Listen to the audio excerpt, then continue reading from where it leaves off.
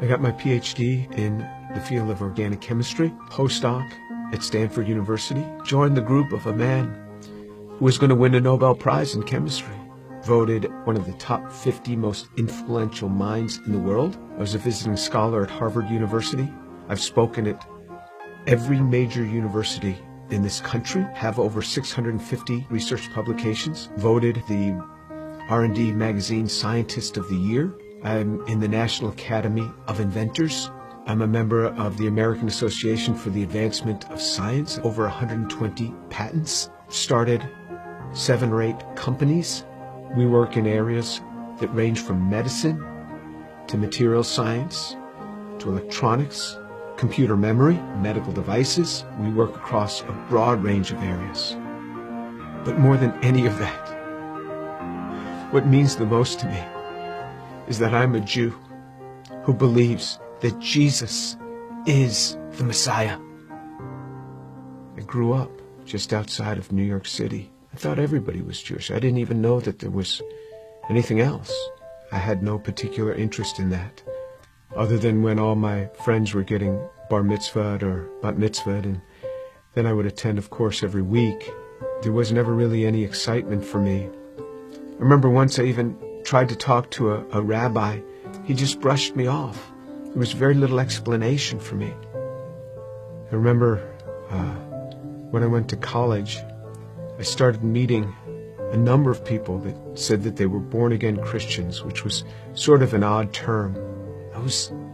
What's born again? What do you mean, born again?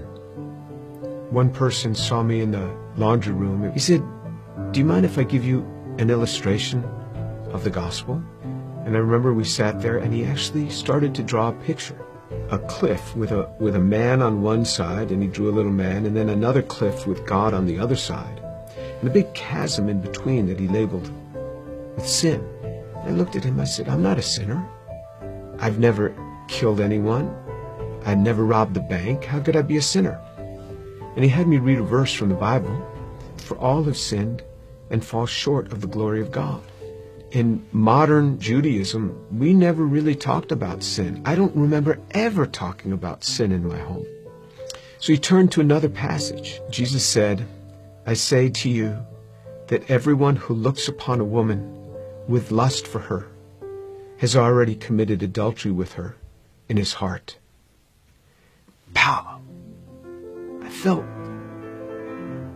just as if I had been punched right in the chest. Here I was, new in college. I didn't think anybody knew. I would pick up these magazines and I became addicted to pornography. It was just through those magazines. And all of a sudden, something that's written in the Bible, somebody who lived 2,000 years ago is calling me out on it. And I felt immediately convicted. And that now I realized I was a sinner. When I read in the scriptures what sin is, then I knew I was a sinner. How am I going to get to God? We Jews know this better than anyone else. Without the shedding of blood, there is no forgiveness of sin. This description in Isaiah 53 of how he will bear upon himself my sin, the things that I had done, and this was him. This was the man that took this upon himself on the cross. The perfect God comes and gives himself for us. He is the one that gives himself for us. I started to realize how Jewish the New Testament is. This book is so Jewish. The New Testament is so Jewish. It's all around Jewish people. And then on November 7th, 1977, I was all alone in my room.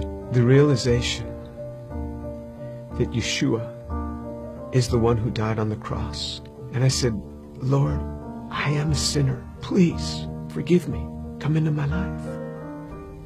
And then all of a sudden, someone was in my room. And I opened my eyes. I was on my knees. I opened my eyes. Who's in my room? That man, Jesus Christ, stood in my room.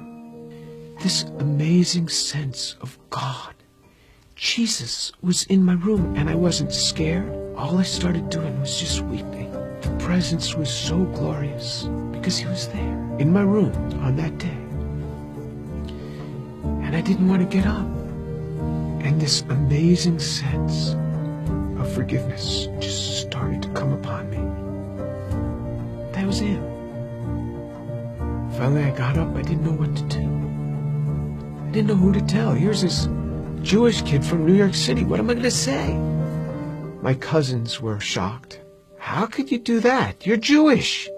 Telling my mother how I had invited Jesus into my life. She didn't say much. She was weeping. She told my father they weren't happy at all. And she said, I don't blame them for killing Jesus after the things that he said.